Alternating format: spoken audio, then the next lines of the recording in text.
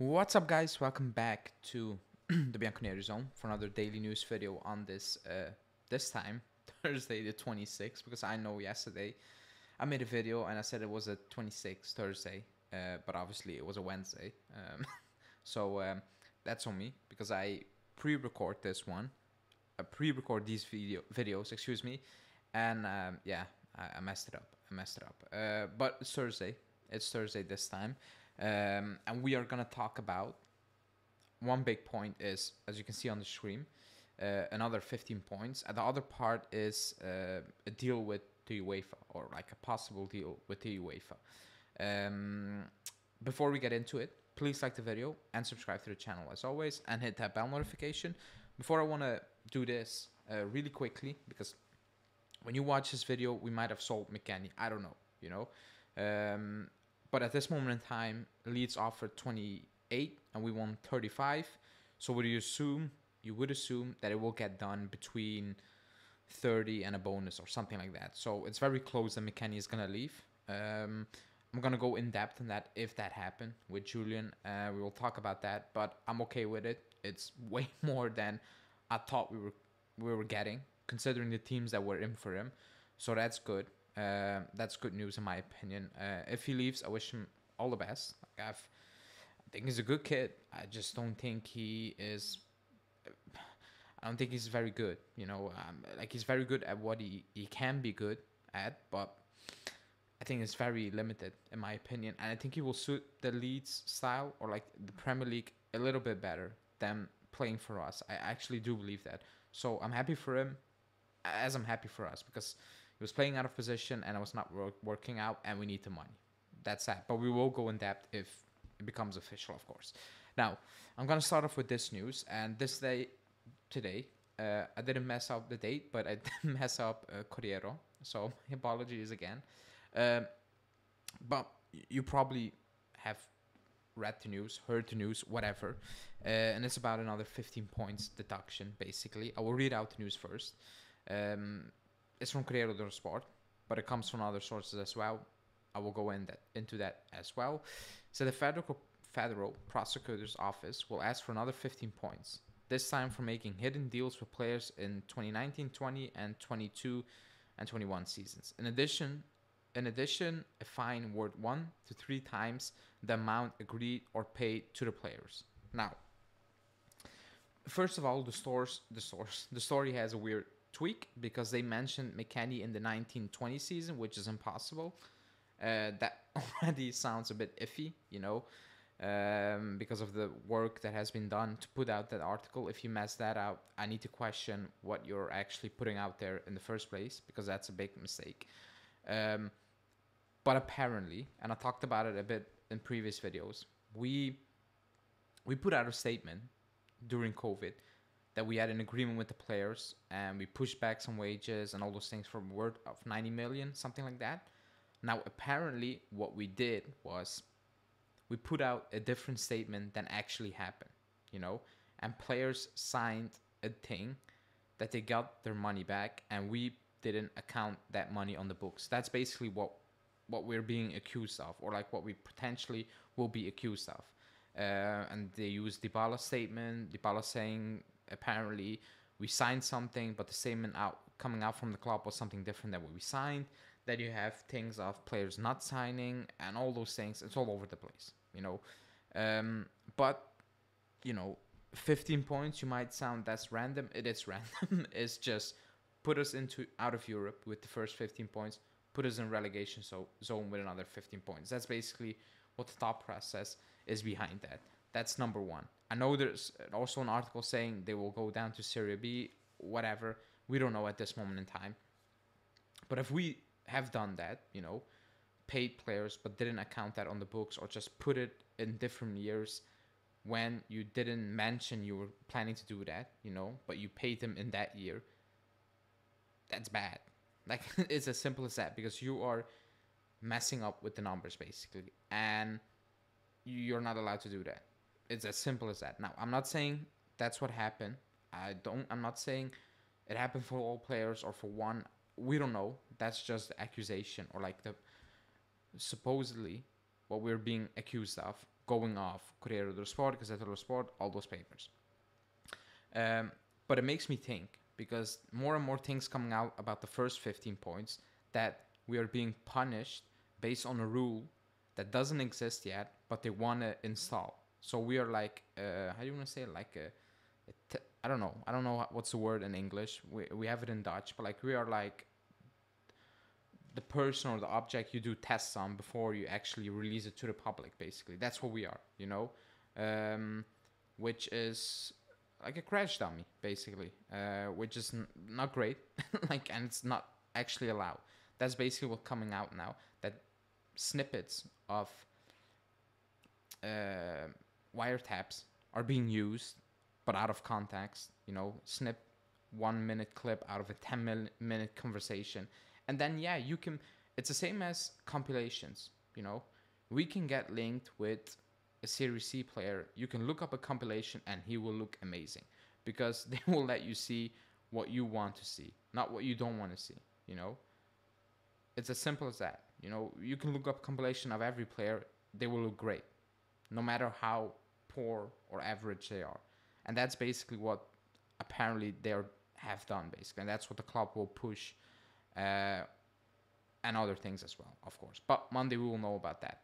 But this time, the wage thing is bad, because I will go further to the UEFA, because we had an agreement with the UEFA about FFP that we needed to reach certain things in the coming 3 years, but it was based on numbers we gave them. Now, if those numbers are proven to not be correct, you know, then we are in big trouble. Like, it's as simple as that. If we gave them numbers that are actually not true, then the agreement is not correct, and you don't know what's going to happen. But I will read out this from La Stampa first. It said the UEFA will move only at the end of the Italian sports trials, but if charges were proven, Juve risk exclusions from the cups. And Neon, however, basically, they're expecting a change in strategy from the club. Now, the story went on, and different outlets basically said the same thing. ECA, so where Agnelli was president of, ECA, whatever you want to call it, Juve were back in it, you know, and they got listened to, and they got approached to come back, and all those things after Agnelli announced that he was leaving the club, basically. Now, the story went on saying that what the UEFA wants isn't a full-out war. They just want the club to come to terms that the Super League is done and just embrace being part of the UEFA. That's what the story was basically suggesting. And that maybe, based on that, the UEFA will be very, how do you want to say that? Very soft, you know, very friendly on the club, you know, not banning and all those things. Maybe fines and all those things, but like nothing insane. That was a story, what the story was suggesting. And it went on saying that the club is going into that direction, which I found very strange, because the moment the board stepped down, I remember Romeo tweeting out, the club's stance on the Super League doesn't change. And Agnelli, in his farewell speech, statement, presser, whatever, he basically said the same thing. You know, he thanked Barcelona, Real Madrid, called out UEFA a few more times, called out their system, called out everyone, said, I hope we get a positive feedback from the European court and all those things. So I don't believe the club is going to sit there and be like, yeah, screw the UEFA, screw the Super League. I think it's more than just an Agnelli thing. I don't want, it's like a dream, because he helped build that dream. You know, he's one of those guys. I think the club, with Alcon in first place, embraced that idea. Maybe they will go a bit calmly, and they, you know, will play the field. But can you in this situation? I'm not sure. I'm actually not sure. But if it will be proven that we gave them basically, how do you want to say, manipulated numbers, then we could be in big trouble. Also in Italy, because people are asking, why are we being investigating and not others, and why are the punishment for us more harsh than other ones? Keep in mind, we are on the stock exchange market. It's actually a criminal felony to manipulate numbers when you're on the stock, when you're sharing, excuse me, selling stocks and shares and all those things. It's a criminal offense. That's why the entire board got told to F off by Alcom, because they, like, actually it's a crime and they could go actually to jail. Like, it's a possibility. I'm not saying it's gonna happen, but it's a possibility because you are playing with money. Like, you're making up things if all those things got proven, and it's a criminal offense. It's as simple as that. That's why the investigations are so big and so severe and all those things, because Napoli and all those clubs, they're not on the market. They're not, and they will get fines if they do something wrong. But we, or like these guys, have committed potentially criminal offenses. Now, I'm just saying potentially, maybe, because again, on Monday we will know why 15 points. The club will appeal it, and maybe go even further than that. If the CONI says no, they will go to the highest thing. I have no idea, because I do believe the CONI will say 15 points, because it's basically buddy. You know, it is what it is. I don't believe they're gonna go from 15 to nothing. I think the club will go to the TAR. But then comes the wage thing, and that looks even more sticky than the Plusvalenza thing. Seems like not nothing, but like it seems like, what are we doing? You know, even today there was a story about we overvalue players, and we agreed that with different clubs. I'm like, there is no rule, and like a lot of people are saying it, people who know about these things, there are no rules. Like, there are no rules, excuse me. And if it's allowed to cook up your books like this, even if it's insanely what you do, there are no rules. Like, there is no rules. If you agree with Barcelona, I value Pjanic at 60 and Arthur you at 70, and we make Plusvalenza like that, there are no rules. And that's why people are saying, or like apparently they want to make a rule about it or something like that, and we are being punished based on that fact, but it doesn't exist as a rule or like a law and all those things. But we need to see it, I guess. We need to see. But the wage thing, there are rules. If you paid players and you just shift it to a different financial year, but you pay them in a different financial year, like, you're messing things up, and that's a bad look, and that's actually not okay. But again, we will see in the following days, in the coming days, we will know more.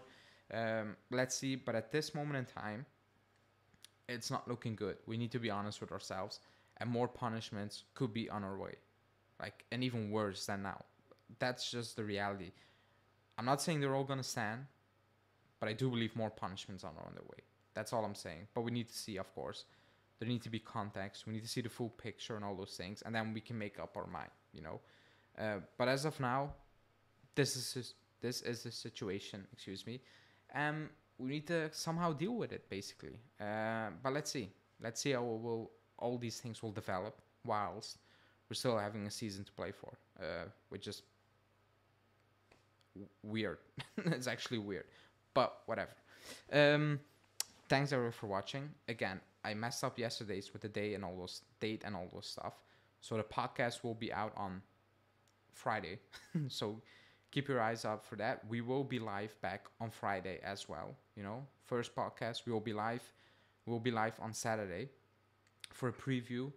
On Sunday, no match reaction directly after the game, but there will be a match reaction or a live one later on the evening, because we're all busy. I'm gonna watch the game, but I don't have time to do it immediately after. So stay tuned for that. And yeah, thanks for watching again. Like the video, and we will see you back very soon.